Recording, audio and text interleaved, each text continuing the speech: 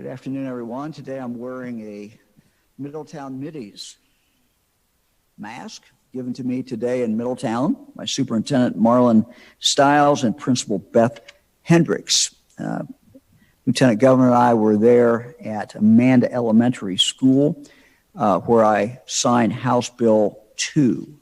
House Bill 2 creates the Ohio Residential Broadband Expansion Grant Program and the Broadband Expansion Program Authority. This will enable us to award grants to internet providers to fund the construction of broadband projects in underserved areas of the state and unserved areas of the state. So we're very excited about this, and this was really a big kickoff to this big program. And our goal is for every single Ohioan to have access to high-speed internet. And that's our goal, and we're working on it. With the FDA approving the Pfizer vaccine for 12 to 15-year-olds, we want to hear from some doctors who also happen to be mothers. And we asked them about the safety and effectiveness of the vaccine. And we recorded new radio PSAs featuring several of these doctors and some of their children, and talking about why their children got vaccinated. So let's listen to what they have to say.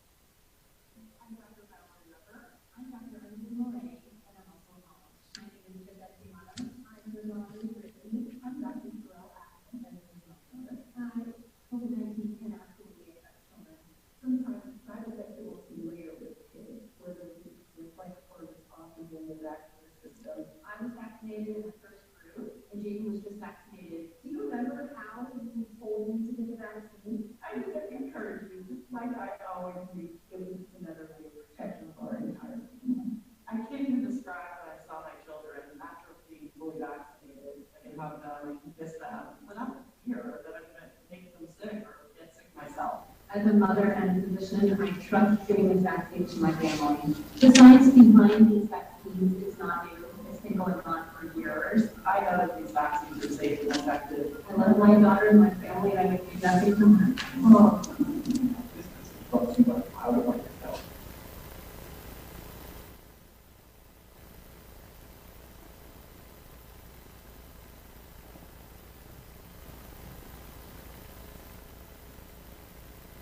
Well, we got one in. I think there's another one, but we'll go with that one. We want to thank the mothers, doctors, and their children who were on that PSA. We appreciate that very much. This weekend, Fran and I visited Young's Jersey Dairy to see the Clark County Health Department doing some vaccinations, and they were doing a great job. Young's was giving away ice cream cone for anybody who got the vaccination. It's always a very, very friendly place, and Clark County does a really nice job. Also, two of our grandchildren, Josie and Rebecca, got vaccinated there as well. So it was a good day. On Friday, I announced Ohio will be amending our remaining health orders to conform to the new CDC guidance, which says that those who have been vaccinated no longer need to wear a mask, while those who have not been vaccinated should still wear a mask and socially distance. And I think to understand the CDC's, what they have said is just that fundamental distinction now between those who have been vaccinated and those who have not been vaccinated, and what each group really safely should be able to do. CDC still recommends everyone wear a mask when they're in a healthcare setting. Everyone should do that. Also, when they're traveling on public transportation, and that would include airplanes, and when they're in a business or employer that chooses to require masks. So everyone should wear a mask then. Our order will be amended to reflect these recommendations as well. That order will be issued later this afternoon if it's not already been put out. Our order will continue to require masking in congregate settings, such as nursing homes and assisted living facilities, and settings with large numbers of unvaccinated individuals, and that would include schools and daycare centers. Again, this is in line with the new CDC recommendations. The CDC recommendations made it clear that businesses will be able to choose for themselves whether they continue to require masks in their premises. We understand a business certainly has no way to check vaccination status. If a business chooses to require masking for the employees and customers, that is permitted under the CDC guidance, and it is permitted under our order. If a business chooses not to require masks and leave that choice to customers and to employees, that is also in line with the CDC guidance and also in line with our health order. All individuals who are not vaccinated, again, according to the CDC, are strongly encouraged to get the vaccine and to continue wearing a mask until they do under the CDC guidance. A couple other points just to emphasize again. I got text from a school superintendent this weekend. I want to be very clear. So we're asking the schools to continue to mask, continued as they have been doing. They've done a phenomenal job. Students have done a great job. We've kept spread in the classroom to virtually nothing. And that's a tribute to the administrators, teachers, and to the students. We want that to continue on. Also, all health orders, as we have previously announced, will come off on June 2nd. So that is, people get up June 2nd, then these health orders are in fact off. So at that point, if there's some schools still in session, then that will be up to that local school what they do in regard to masking. But most schools are finishing up. But if a school would decide to change their policy on June 2nd, they could do that. Now that 12-year-olds and up can be vaccinated, we know that parents and guardians and young people may have questions about COVID-19. The Ohio Department of Health has prepared an additional set of frequently asked questions and answers for their website that addresses some common questions for those under the age of 18. The document shares information about parental consent, about accompanying a child to their appointment, and where children could be vaccinated. It's all there.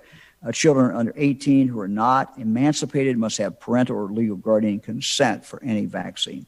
Also, the document discusses the safety and the effectiveness of the vaccine for children. It's available at coronavirus.ohio.gov. That's coronavirus.ohio.gov. Just like adults, youth can be vaccinated at many different locations across the state. We would just remind you that Pfizer is the vaccine that is available for children 12 and above. You can find that many, many, many places. We have over 1,900 locations. Many of them have Pfizer. It's available at our children's hospitals. It's available at a number of our regular hospitals, general hospitals. It's available at many health departments, many retail pharmacies, community health centers.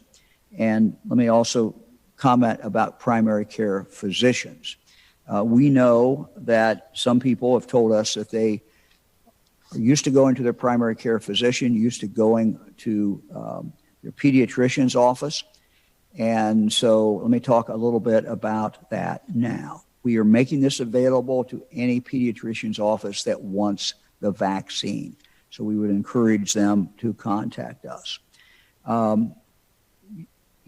Again, it's available other places, but if you want to go to your pediatrician, call your pediatrician first to see whether or not they do, in fact, have it. Again, we will make that available. We've done it to pediatricians' offices who want it. If more want it, we're happy to make that available to them, and we will, in fact, do that. We encourage pediatricians' offices to sign up to be a COVID-19 vaccine provider. Vaccine manufacturers and health authorities have relaxed some of the guidelines from the initial approvals, making it easier to store the vaccine in the office. As many of us will recall, originally Pfizer needed ultra-cold storage. Now it does not. Pediatricians and other potential vaccine providers can find more information at odh.ohio.gov. That's odh.ohio.gov. Also would again say children's hospitals are another place where you can get the vaccine. Today we're reporting 729 new cases. We're happy to see the number that low. We are continuing to closely monitor our 2-week number of cases per 100,000. Today, that number, as of today, has dropped to 106.9. That is 106.9. That is a drop of 13 points since last Thursday. So we've been running 2 to 3 point drop. We've been dropping 15 to 20 points every week since mid-April, which means that we're on track to hit our goal of 50 cases per 100,000. We would think during the coming month if this continues. So we don't know if it'll continue, but we certainly like what we're seeing in the numbers and numbers coming down. And of course, that is caused by more and more Ohioans getting vaccinated and more Ohioans then over the next few weeks after that first shot getting that immunity. Earlier today, the Ohio Department of Health Director, Stephanie McLeod, and the Director of the Ohio Lottery, Pat McDonald, held a press conference to discuss the specific rules, terms, conditions of our new Vax-a-Million Drawings. Just to recap very quickly, beginning May 26th, we will announce 5 weekly winners of a drawing for $1 million. All Ohioans 18 years of age and older are eligible. They have to have been vaccinated. Those who have been vaccinated are eligible. Also beginning May 26th, we'll announce 5 weekly winners of a separate drawing for a 4-year full-ride scholarship at one of our state universities. That includes room, board, tuition, books. That is for those between the age of 12 and 17. Now, we announced at 11 o'clock today one notable change to the design of the Vax-a-Million drawing announced Wednesday. Ohio Vax-a-Million will now be an opt-in. You have to opt in. So starting tomorrow, 8 o'clock, I believe is the time, Ohioans will be asked, if you have been vaccinated, be asked to register for the drawings by visiting OhioVax-a-Million.com. That's OhioVax-a-Million.com, or you can call the Ohio Department of Health call center, and that number is 1-833-4-ASK-ODH. That's 1-833-4-ASK-ODH. Registration will take place. So again, 2 things that you need to do. One is get vaccinated. The other is to go online and register, or you can do that by telephone. Either way, and get registered and get into the system. Once you're in, you're in. So you do not have to re-register every week. Again, the way to register is visiting OhioVax-a-Million.com or by calling the Ohio Department of Health call center 1-833-4-ASK-ODH. Since we had 2 big announcements last week, of course. One was moving to the 12 to 15-year-olds and adding them to the people who could be vaccinated. We're very happy about that. We also announced our Vax-a-Million initiative, and we're getting anecdotal reports back from health departments that we're seeing an increase. We had been seeing a downturn that continued, fewer and fewer people getting vaccinated. It would appear at least that we have bottomed out on that, and there's some indication that we're certainly seeing an increase. Just as an example, last Friday, May 14th, was the highest day of shots administered in the last 3 weeks. That would be since April 23rd. So from April 23rd, if you take today, or take Friday the 14th, and that's the day that we have most of the vaccinations actually filled in. It takes several days to fill in. So May 14th, highest date of shots administered in the last 3 weeks. During the 3-week time period I just outlined, Ohioans aged 30 to 74 were experiencing a 24% decrease week over week for those prior to Friday. So we were going down. Last week, that age group saw a 6% increase. So we think this is good news. Good news not only for our 12 to 15-year-olds, but good news in regard to our older Ohioans as well. We'll stay tuned, but this is the way we get out of this pandemic. More and more Ohioans becoming vaccinated. Our cases are going down, and that is in inverse relationship to how many people were getting vaccinated. So that is very, very, very good news. Lieutenant Governor, we'll turn it over to you. Thank you, Governor. I just have one quick update, and As our attendees will recall, as a result of the wide availability of both jobs and vaccines, last week we announced that there's going to be a reinstatement of the work search requirement under the unemployment compensation program, and that will be effective on May the 23rd. And we received some calls from employers who want to know how they do that. How do they report somebody that won't return to work? Many of them found it difficult in the past and really hard to find. And so we pride ourselves on improving our technology and our access and our customer service. And so what you will see, and I think we'll go to these slides, that there are a number of ways in which employers can report non-compliance with the new rule at jfs.ohio.gov, unemployment.ohio.gov, and ohiomeansjobs.com. When you click any of these, you'll be directed to the eligibility notice refusal to work form. This is compliant with Ohio law, under Ohio law, which is the standard that we're reverting back to. If you do not have access to these resources through a computer, you can also call 1-877-644-6562. But we recommend that you use the tabs on these websites. We've made it easy to use so that people have the ability to comply with the rules as it relates to unemployment compensation. Just worth noting that right now we're creating jobs faster than employers are finding people to fill them. The unemployment rate has returned essentially to pre-pandemic levels, but there are also a number, we want to emphasize this, the number of education and training programs that can help prepare individuals for the jobs that are being created out there. Individuals can visit ohiomeansjobs.com or contact their local Ohio Means Jobs Center to find and apply for job openings.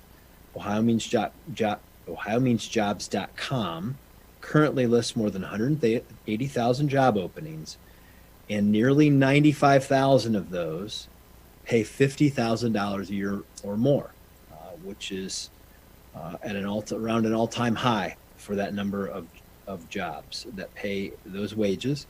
And we have a variety of resources for you to get trained if you're trying to do a career switch. Because remember, education and job training qualifies as a work search requirement. So you can get yourself prepared for a new career and still meet that work search requirement. To find more contact information, to helpful resources, go to the Ohio Means Jobs Center near you or ohiomeansjobs.com and select Find a Job Center as a resource to have a physical location in your area, or you can call the number at the bottom of that page, which is 888-296-7541. So what we're doing is we're giving you an easy to use tool as an employer to report somebody who you've offered a job to or who will not return to work as part of that requirement. And we're also making it easy for the person who's out of work to become that potential employee, to get the job training and the resources they need to move back into work. So it's just more, as we hear, Governor, from people who are trying to navigate the system, we're trying to knock down those barriers and make it easier for them to do it. And we hope as more and more people are stepping up, getting vaccinated, and employers are creating jobs, we'll get this economy moving even faster than it is already, and continue to grow opportunities for people across the state. Thanks, Governor. We're ready for questions. Governor, first question today is from Jess Hardin at MahoningMatters.com. Jess. Hi, Governor. Thanks for taking our questions today. I was speaking with some local school administrators last week about low vaccination turnout at school clinics. And the administrator said that they weren't really encouraging students to take the vaccine because they didn't want to make a political statement or kind of wade into that argument. Are you encouraging school administrators to, do a better job of messaging vaccination opportunities for students? Well, I don't think it's political. This is not a political issue. But I think ultimately that decision is a decision for the parents and for that child. I think schools, we appreciate when they make it available, but ultimately that decision rests with the parents and with the child. Next question is from Brian Somerville at WBNS in Columbus. Hey, Governor, thank you so much for taking the time. A couple of really quick ones. First of all, I just want to make sure I heard you clearly that it is only a recommendation from the state for districts to continue to wear masks while in schools. Just want to make sure I heard that right. And then second of all, as these orders are lifted, you said earlier that it may be difficult to really prove who is vaccinated and who's not. I think you talked about this earlier. We are truly on the honor system here. Does that give you any pause for concern as we move forward with going about life again unmasked? Yeah, if I said that about schools, I misspoke. Schools, the health order extends to June 2nd. And so we want the schools to finish out the school year just like they started. And that is to have everyone have a mask on. It has worked exceedingly well. It's been one of the most successful things that has happened. We've been able to keep spread out of the classroom. Now we've had, kids bring it in from outside, but, when kids are in a classroom, they just don't spread it. So we would like for them to finish up, but June 2nd is the day when you get up, the health orders are off. And so if a school wants to make a decision, that late in the year to switch over and not have mandatory masks, they can do that. But up until then, schools need to, and the health order says that they will have to continue to mask. Second question, I'm sorry. Just go ahead. I was wondering, as these orders are lifted, does that give you any pause for concern, knowing that some people may try to use this as a time, even unvaccinated, to take the mask down in public? Yeah, I think that, we really do have two groups of people. And the people who have been vaccinated can feel safe. They might want to find circumstances where they feel more comfortable wearing a mask, and we should respect that. We should respect it if they don't want to wear it. As far as those individuals who are not vaccinated, they're taking a very significant risk. But ultimately, 14 months into this has to come down to individual choice. And, that's why we made the decision to take the health orders off on June 2nd. And, people can protect themselves now and have the vaccine and have the ability to do it. What I said was, no one can really tell. What I simply meant is that, as far as a business, they really have to decide, are they going to continue to follow a protocol that they have every right to set? And that is, if you come in my business, you're masked, or they can make a decision not to be masked. I think it's tough for them. They can do whatever they want, but I think it's tough for them to enforce a rule that said vaccinated people don't have to wear a mask when they come in my store, but unvaccinated do. I just think that's mechanically difficult. It's practically difficult for them to do. Next question is from Courtney Wheaton at WKEF in Dayton. Hi, Governor. I was just wondering, with those people that aren't wearing the mask and just new variants and the future, if we saw those numbers rise again, could we ever have restrictions again, or are you kind of just moving in a different direction at this point? Well, that would be something that we would have a discussion with the General Assembly about. As you know, they passed a bill in regard to health orders. So if you look to the future, that would be pursuant to the law as written in that bill, which takes place and comes into effect, I think, June 23rd. So I think that, what we hope and what we see is that the vaccines are just amazingly work well, and they just are very, very effective. And that if you've been vaccinated and that time has elapsed, that 2 weeks after your last shot has elapsed, 2 weeks or so, you are very, very safe as you go about. And I think people should have confidence in that. What will happen with the variant? I mean, I described it from this podium, a few weeks ago as a race.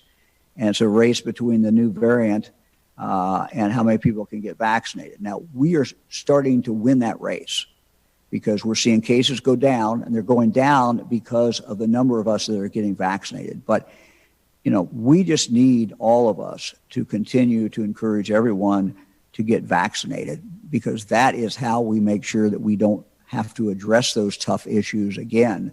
If a variant rears its ugly head up, and then we have to make very, very tough, difficult decisions, no one wants to see us go back. I was down at, a friend and I were in, see the new soccer stadium in Cincinnati, a phenomenal place, but you just walked around there and you talked to people, and they were just so happy, to be vaccinated. They would tell you that I'm vaccinated, I feel good, I'm getting out, I can come here today, I can do different things. So the whole game today is now on vaccination. That's what we have to focus on, and that's why we're doing absolutely everything we can think of to encourage more people to become vaccinated while respecting their right not to be vaccinated.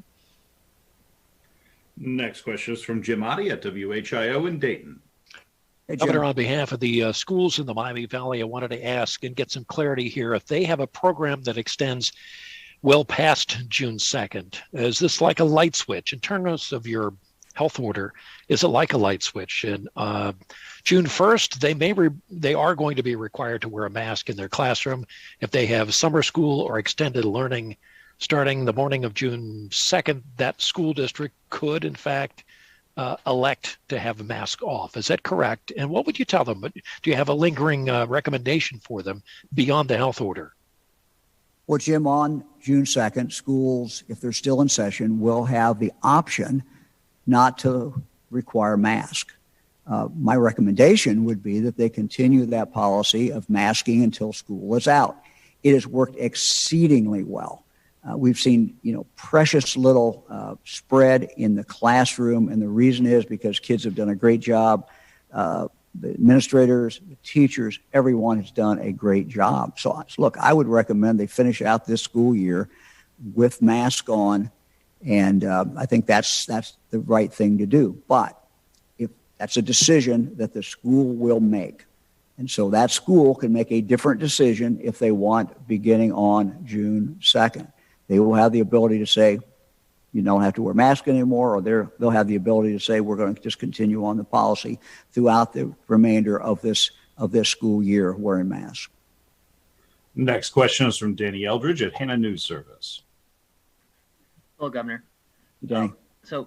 My question, are schools and universities and businesses able to require the vaccine for employees or for students, or does the FDA need to fully authorize it first? Can you just talk about that a little bit and how that process could work here in the coming months? Yeah, I'm not their lawyer, and I'm not trying to be cute here, but they need to talk to their lawyer about that. My understanding is that they have the right to do that. You're seeing some of the national chains, for example, that are requiring anybody that works there and anybody that comes into their retail establishment to wear masks. It is my understanding that they have the legal right to do that. Next question is from Jim Province at the Toledo Blade. Hey, Jim. Governor. You walked in today wearing a mask. Is there anything that you have changed in your personal practices involving face masks and social distancing since you changed the orders for the vaccinated? And is there any chance that we're going to be returning to in-person press conferences before too long? Yeah, I think we will be returning to in-person press conferences at some point.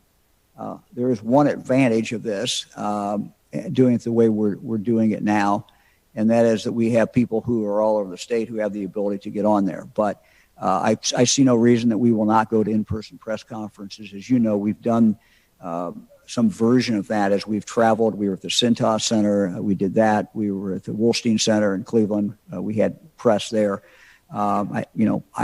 Today in Middletown, the press conference that John and I did, which was actually bill signing, we had press there as well. So sure, there's certainly at some point we'll go back to in person. But I think having people's ability to call in is also probably helpful as well. As far as what I do or Fran I do, I don't know that we've changed dramatically. This is kind of a transition period of time, I think, for people as they try to figure out, okay, how do I want to do things? When we were yesterday, for example, when we were around children who had not been vaccinated, they had masks on. Some parents asked me to have a picture taken with them, and I kept my mask on. They had their mask on, so I kept my mask on. I just think you have to take it case by case. I feel very confident in having the vaccine. Fran feels confident in having the vaccine. We have been, once we got vaccinated, we've been able to, hold our grandchildren, six-month-old babies down the road from us. And so, yeah, we have changed in what we do. But going in and out, for example, the stadium yesterday, I wore a mask going in, I wore a mask going out. And, for part of the time, watching the match, I, had a mask on. Part of the time I didn't. Next question is from Jackie Borchard at the Cincinnati Enquirer. Good afternoon, Governor. I want to ask a question about the incidence rate, the 50 new cases per 100,000 residents.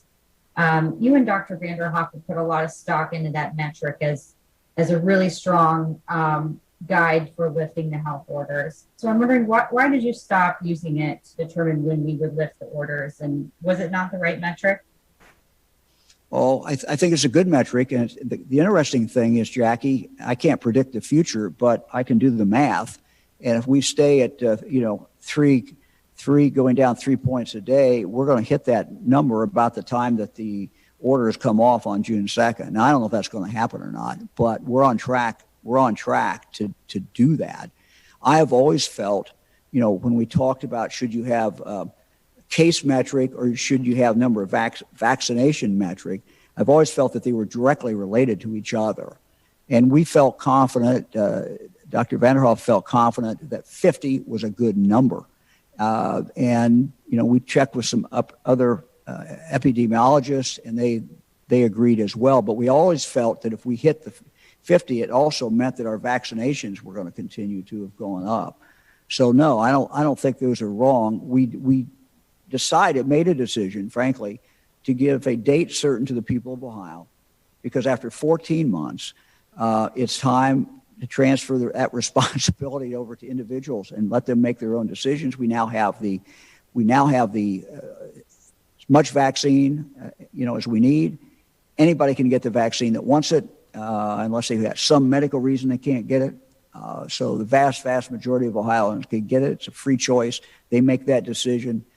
We set the date further enough in advance to give people warning. Hey, these are going to come off on June 2nd, and you'll have the opportunity between now and then. If you've not been vaccinated, go out. You still have the opportunity to get vaccinated. So that's how we did it. I don't know whether Dr. Vanderhoff is on here or not.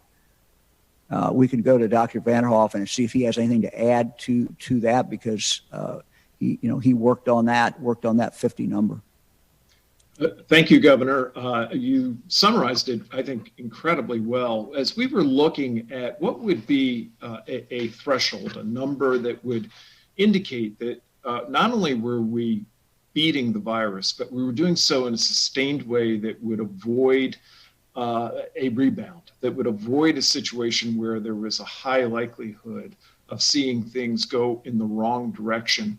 And particularly challenging, of course, is the impact of the variants and the fact that they changed the game in terms of infectiousness. But 50 really seemed to be that number. And as the governor said, it's really rather remarkable. We are tracking to be right on target, to be very close, to be certainly in the neighborhood of 50.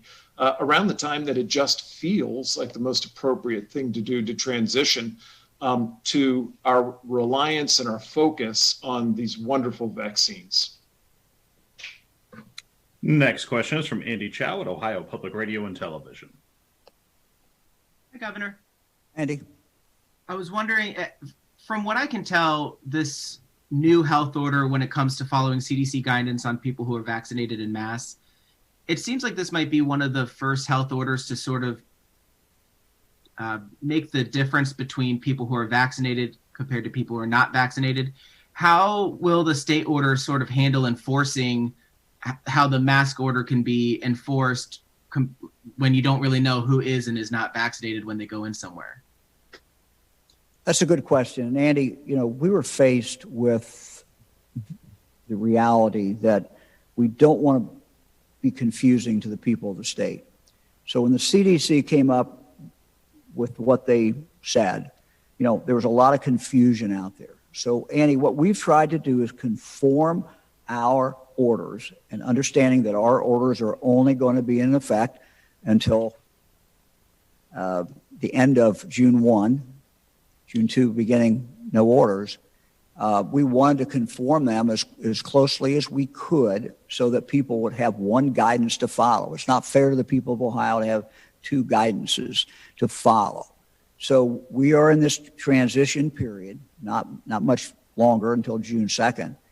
And, for example, in answer to your question, we're not going to enforce these rules as far as masking in a retail establishment.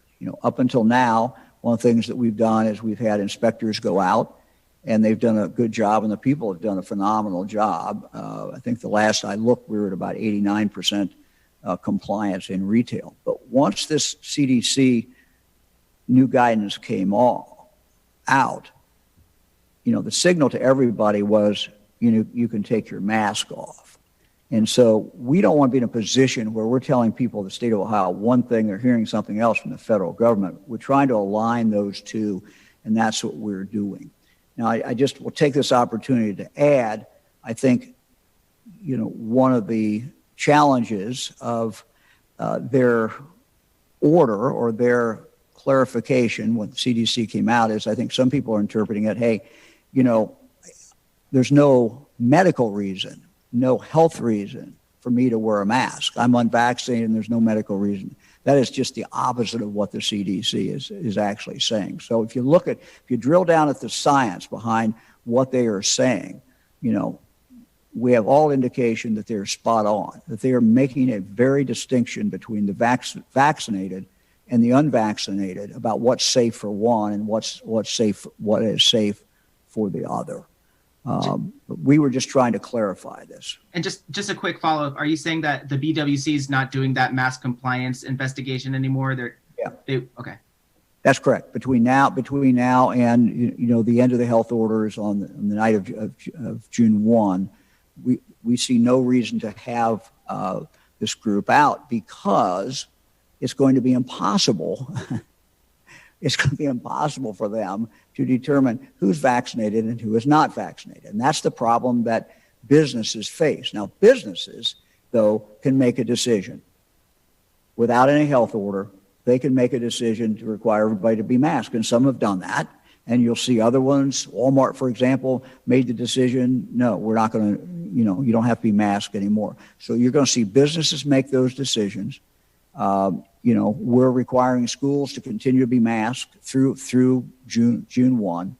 I suspect that all health institutions are going to continue to require masks. So, that's kind of the way this thing is playing out. But again, fundamental difference. What the CDC says, while their guidance has caused some confusion, the underlying medical advice that they're giving makes eminent sense from everything that we can read and see, and that is there's a fundamental difference between your safety level if you're unvaccinated and your safety level if you're vaccinated. If you're vaccinated, you're safe. If you're unvaccinated, you're generally not safe unless you're certainly wearing a mask and being very careful. Next question, Maria Hancock at cleveland.com. Governor, I'm asking about the canceling the pandemic unemployment benefits. Do you have any data showing that people are choosing to stay home because they can earn more on unemployment versus working? Do you know how many Ohioans can't work because as soon as their child shows the slightest sign of illness, they get sent home from work or daycare? Also, what about this larger argument that jobs have substandard pay despite these increases we've seen in worker productivity and corporate profits? Okay, I'm sorry, Laura, I completely missed your last question. I just couldn't understand that. I'm sorry. What about this argument that we're seeing that jobs are paying substandard? We've seen increases in worker productivity. We've seen increases in corporate profits. Real wages, especially on the lower end, haven't increased. And so maybe that's why that's why they're staying home to get their unemployment. Laura, we've been in this pandemic, for 14 months. Our unemployment now is down to what it was before we started the pandemic. We are moving forward as a state. We still have unemployment. We're still paying unemployment. We're just not paying just in another 30 or so days. We're still paying it now, but another 30 or so days, we will no longer pay the extra federal that is coming into the state, but we'll continue to pay unemployment. And the thing I would emphasize is if you look at how we do unemployment, we are very focused on getting that person back to work and giving them the skill sets, giving them whatever they need so that they have the ability to do that. That is really the most important thing. But it's time to get back to where we were before. And we hear it as far as data. No, I don't have any empirical study that has been done on it. But if you look around the state of Ohio, you're going to see a lot of businesses that only have drive-throughs now. You try to go in the door and you can't get in there, and then you talk to the manager and you say, what's going on? I can't staff it. So these are all business decisions that are being made. And it's one thing if that's taking place in a normal market, but when you have the federal government and the state government by passing the money on, distorting the market, it's not the best way that we're going to move forward as a state. Lieutenant Governor? Yeah, thanks, Governor. Laura, to this point, we have been talking about for the past 14 months, literally from the beginning of the pandemic, about all of the resources we have available to help people get trained for the jobs that are out there that are high-paying jobs. This administration has made job training for everyone, whether you're in high school, whether you're in the workplace, whether you're out of work, a priority. From the programs that we created called, Tech Cred and the IMAP program, those are available for anyone in Ohio to earn an industry credential, and essentially we'll pay for it, courtesy of the taxpayers of the state of Ohio. Working with Jobs Ohio, there's a great program in Cleveland called Cleveland to Work. It's affiliated with Ohio to Work, where we are helping people overcome the issues of transitioning from the jobs that maybe existed pre-pandemic to the jobs that exist now. That's working very well at helping people overcome not just the job training issues, but things like childcare, transportation, and the like. But all this is reverting back to the traditional rules under which unemployment operated. It's perfectly appropriate given that the unemployment rate is essentially back to where it was pre-pandemic. Emphasizing again, nearly 95,000 jobs that pay over $50,000 a year alone are available at ohiomeansjobs.com. We are seeing wage rates increase even at the low end of the economic scale.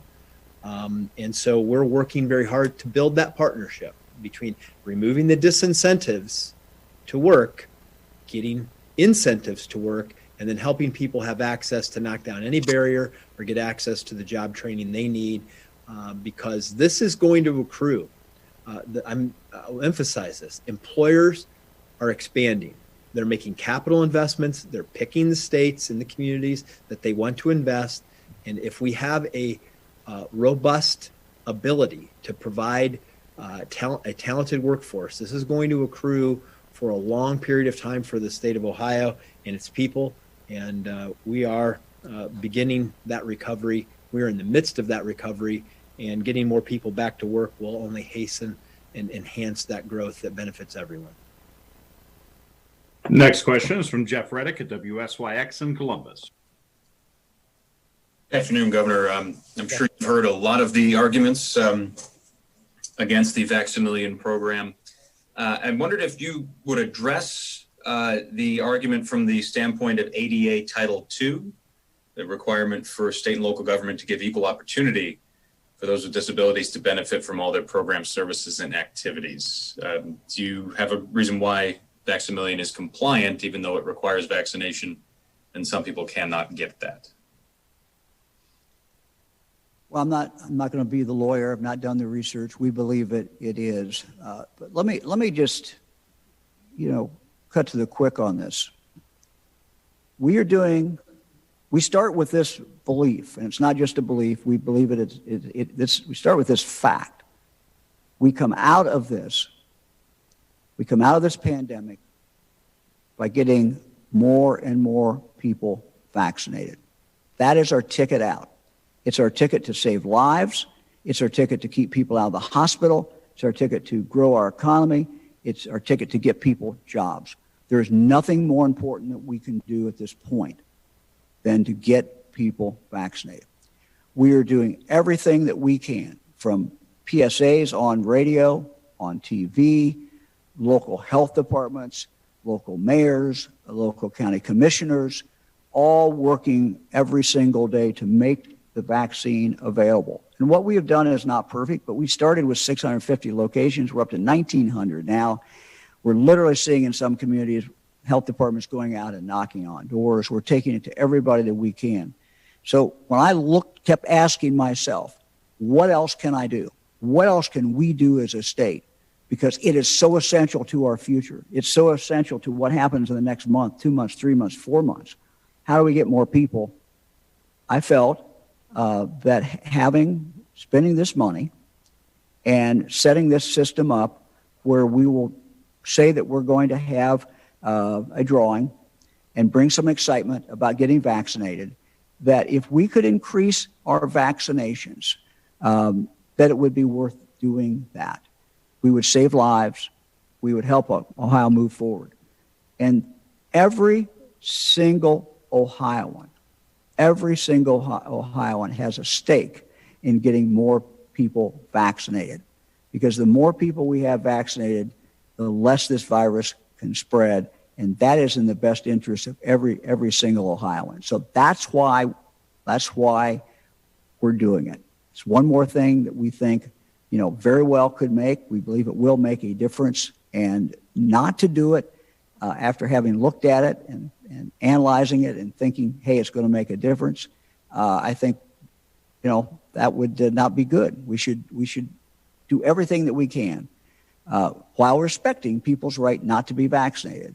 But we also know that our future and our immediate future depends on how many people get vaccinated. Next question is from Josh Rultenberg at Spectrum News. Good afternoon, Governor. Josh. It was mentioned earlier that you had moved off that 50 per 100,000 metric, and I know that you've said that the vaccine and the pandemic is not necessarily a political issue, But it's certainly been politicized across the state, across the country, across the world.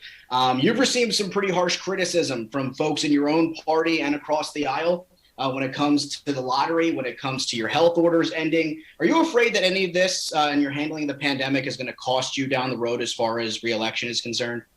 Look, I can't worry about that. If I worried about, politics, reelection during this pandemic, that would be the wrong thing. My job is to do my job the best that I can, every single day, and to focus on what I think will make a difference. So did I expect there to be criticism of this drawing that we're doing? Sure. It's not been done before. It's unusual, but these are unusual times. These are unusual times. I think we have to be bold, and I think we have to do everything within our power to get rid of this pandemic, and drive it to the ground. And getting more people vaccinated will do that. We know that. And so for me to look around and say, hey, there's a tool out there I might be able to use, and this we think this will make a difference, and then to turn away from it and say, oh, no, you can't do that because, there'll be people criticize you. I've had people criticize me for 14 months. It's okay. Next question is from Adrienne Robbins at WCMH in Columbus. Governor, my question is for you or Dr. Vanderhoff, if he's still on the call. On June 2nd, when the mask order does go away, the CDC's recommendations will still be that those who are unvaccinated wear a mask, especially indoors. What is the level of mask wearing that you expect or hope to see here in Ohio when it is left to personal choice and responsibility and not necessarily a statewide order? I don't know. I don't think anybody knows. It does come back to the individual.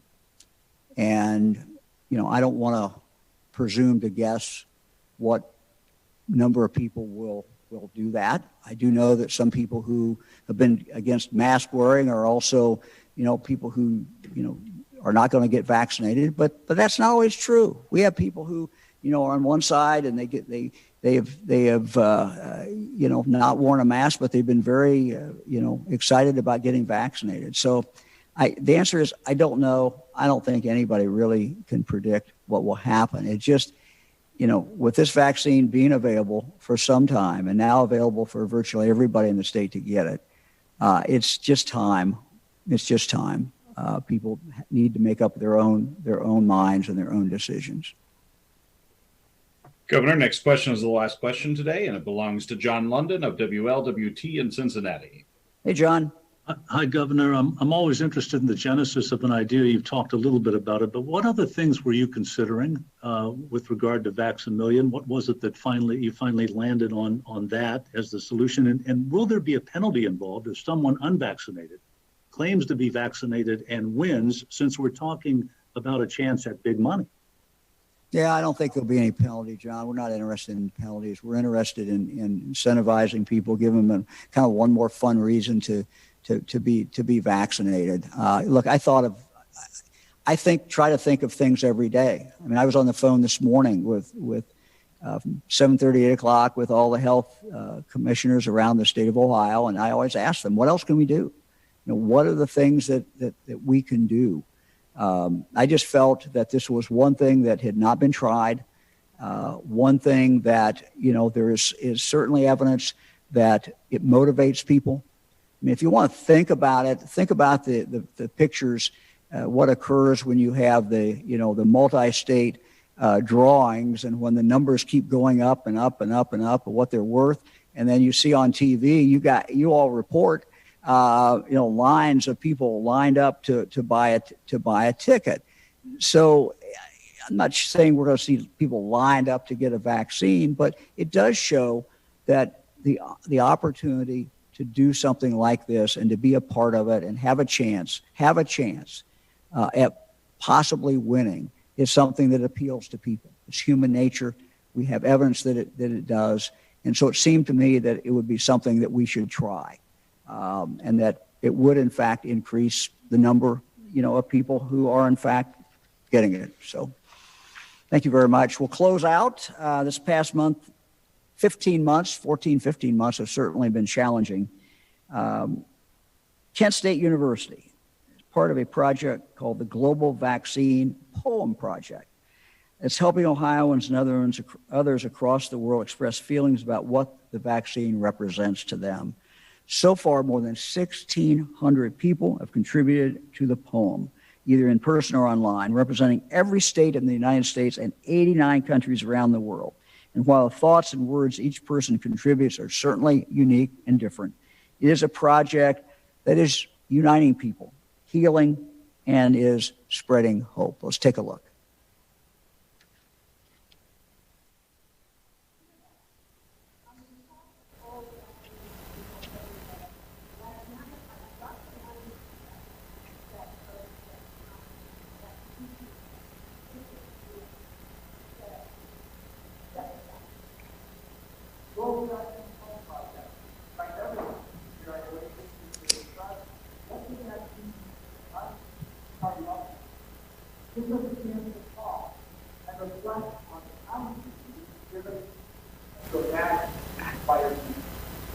It's easy to participate online or by filling out a card, following one of four Google prompts.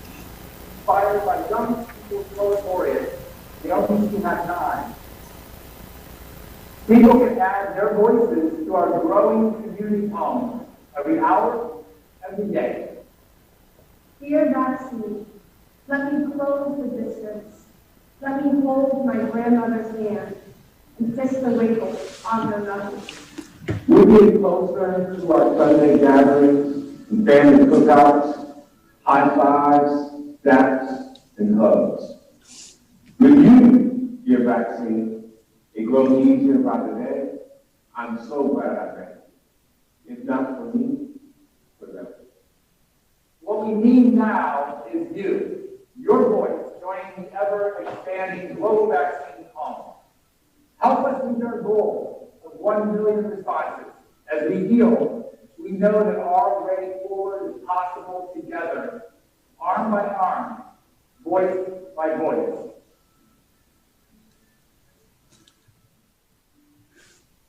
Well, you can join that as well. Thank you very much. Hope everybody has a good day.